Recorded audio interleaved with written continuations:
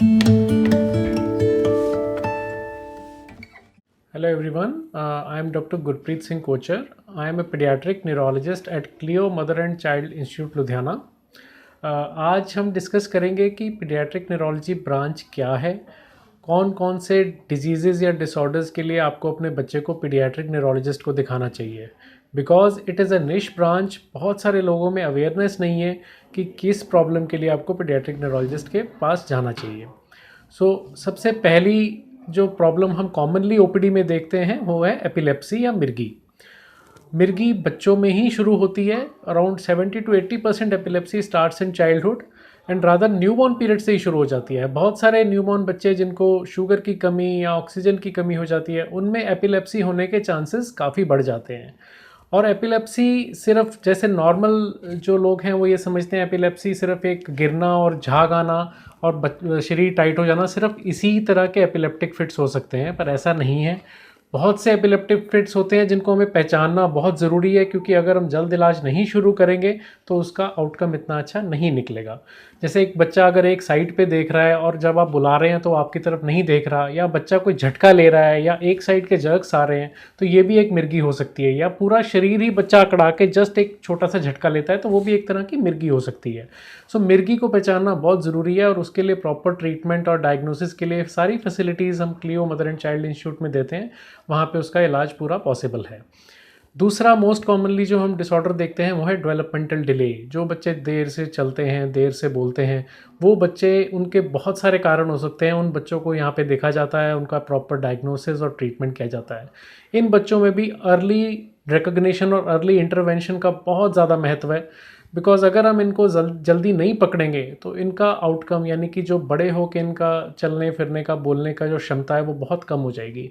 यही अगर हम इनको 1 साल से पहले पकड़ के इनका फिजियोथेरेपी, ऑक्यूपेशनल थेरेपी और स्पीच थेरेपी शुरू कर देते तो इनका आउटकम अच्छा निकलता है। Thirdly, headache. हम सोचते हैं कि सिर दर्द सिर्फ एक बड़ों की प्रॉब्लम है, पर ऐसा नहीं है। सिर दर्द या माइग्रेन बच्चों में भी उतना ही कॉमन है जितना बड़ों में है, और इसका भी प्रॉपर लाइफस्टाइल चेंजेस और मेडिकेशन से ट्रीटमेंट किया जाता है।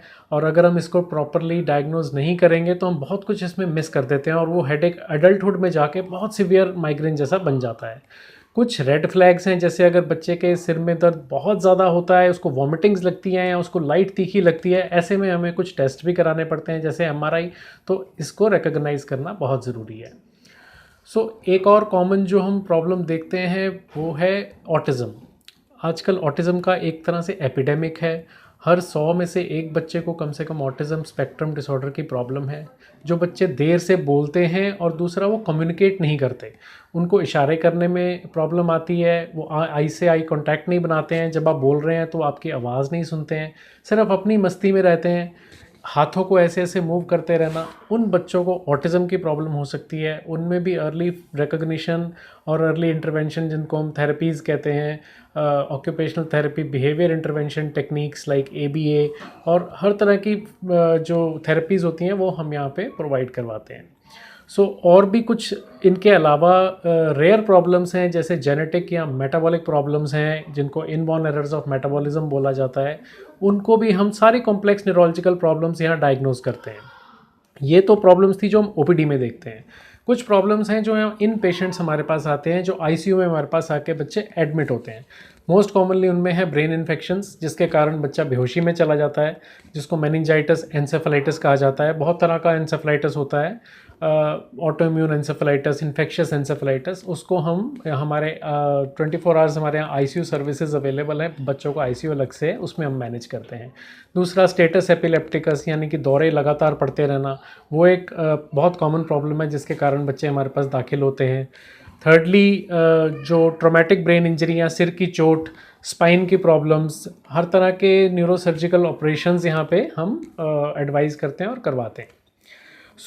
ये तो कॉमन प्रॉब्लम्स हैं। इनको डायग्नोज करने के लिए हमारे पास पूरा इक्विपमेंट्स हैं और हमारी न्यूरो लैब है, न्यूरोफिजियोलॉजी लैब है, जिसमें ईईजी यानी कि इलेक्ट्रोएंसेफलोग्राम का टेस्ट जो एपिलेप्सी के लिए होता है, बेरा का टेस्ट जो कानों के लिए टेस्ट है, वीईपी नज़र के लिए है, और एनसीवी या ईएमजी जो नर्व मसल डिसऑर्डर्स हैं, जिसमें कोई भी बच्चा है जिसको हाथों पैरों की कोई कमज़ोरी है या नसों की कमज़ोरी है, तो वो प्रॉब्लम्स हमारे यहाँ लैब और प्रॉपर उसके लिए न्यूरोफिजियोलॉजिस्ट हमारे पास हैं जो ये सब कुछ टेस्ट करते हैं और हम उसको डायग्नोस करते हैं।